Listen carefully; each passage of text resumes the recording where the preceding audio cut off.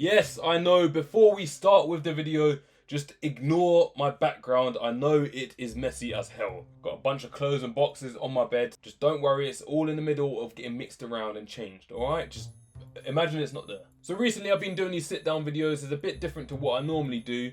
But I mean, you guys are starting to like it, clearly by the views anyway. I really hope you guys are enjoying it. Make sure you let me know in the comments if you want me to keep on doing these sit down videos.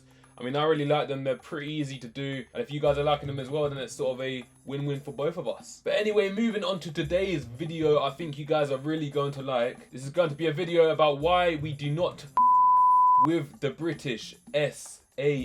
Now this story, what I'm about to tell you guys, is all real, okay? It just actually happened.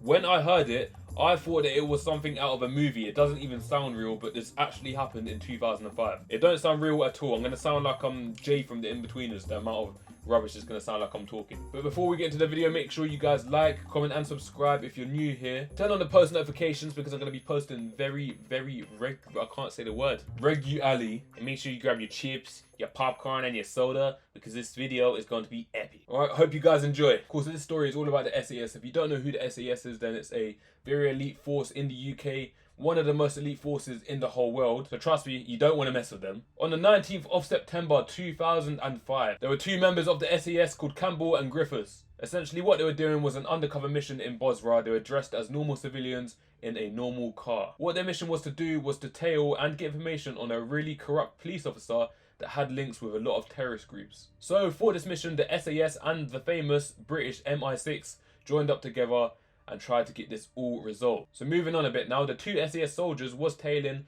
this police officer for quite a while and they ended up getting all the information that they needed, so it was their time to get out of there. After they tried to leave the city, they came past a Iraqi checkpoint. And let's just say that the police officers at the Iraqi checkpoint wasn't that much pleased that there was two soldiers, even though that they were undercover, trying to get through their checkpoint. So all got a bit heated, they started shouting at each other. The Iraqi police officer then tried to drag the soldiers out of their own car, and then that's when shots were fired. As you can see by this video, they were then chased through the city of Bosra, but they were in such a bad car and there was literally nothing that they could do. They were getting chased by loads of vehicles and it was really hard for them to get out of a city that they don't even know, bearing in mind that it's only the two of them. So what they done was they stopped the car, put the weapons on the ground and basically surrendered. The Iraqi police officers then grabbed them out of the car, started beating them up and then took them to a prison in Bosra. At that prison they then took pictures of the SAS soldiers and then sent it to a British news agency. Other SAS soldiers then saw this news article, so they immediately jumped on a plane to Bosra and prepared for an immediate hostage rescue situation. Meanwhile, whilst everything was getting sorted out, the SAS soldiers that had been kept hostage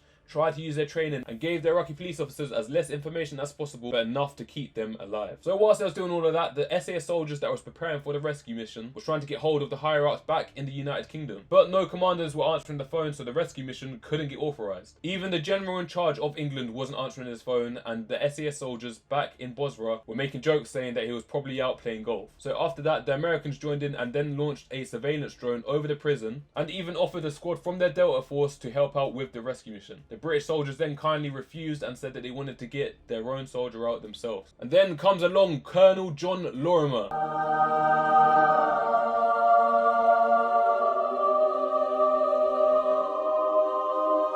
Commander of the 12th Mechanized Brigade, said he had no authorization from the higher ups, but he just sent the soldiers in himself. What a G. So they ended up going to the prison and they set tanks up all around the perimeter of the prison. And because it's been in the news, people from Bosra surrounded the whole prison, chucking Molotovs at the tank and even at sometimes exchanging fire. Once the corrupt police officers inside the prison noticed that there was a bunch of carnage going on outside, they decided to dress the hostages up as just normal civilians. Once they'd done that, they got them out of the prison and started running away into a van. However, there was a helicopter above and for some reason they noticed that something wasn't quite right. They looked at the two hostages that were dressed up and they relayed it back to the guys on the ground. So then luckily the soldiers started chasing them. That could have easily been missed, so imagine if the helicopter did not see that. The corrupt police officers then left the two hostages inside a abandoned building. That was supposed to be a safe house. So that is when the British SAS then moved in. The tank then moved in and broke down the walls, and then the SAS soldiers moved into the building to save their comrades. No one was inside there apart from the two hostages, so the corrupt police officers must have left to go somewhere else. The soldiers ended up saving their colleagues and they got out of Bosra. That was the end of the physical fighting, but it still carried on politically. Then after all of that happened, the commander then got in touch with the British SAS, authorizing the rescue mission, although it's already happened. And people are saying that he only authorized it because he found out that it was a success. And that, my friend, is why you don't mess with the British SAS. Now, you see what I mean? It doesn't even sound real. It sounds like something out of a movie. I never would have thought that anything like that could have ever happened. I feel like I'm chatting rubbish and I don't even believe myself sometimes. But it's just crazy to think that that actually happened. The SAS went against procedure and they didn't wait for any of their commanders' response. They went straight in and rescued 2 of their guys. It was said in the paper as well that it was possible that they were very close to being executed if they wouldn't have moved in when they did. So what do you guys think? Do you think they should have waited for their commander or just done what they actually done? Make sure you let me know in the comments. But guys, that's the end of that video. I hope you guys liked it. If you want more videos like this, then make sure you leave me some ideas in the comments. Also, make sure you turn on your post notifications because I'm going to be posting very, I'm not even going to say the word. You know what I'm going to say. It's such an easy word. I don't know why I can't say it. But yeah, man, make sure you like, comment, and subscribe. It has been your boy P Dots, and enjoy the rest of your day, night,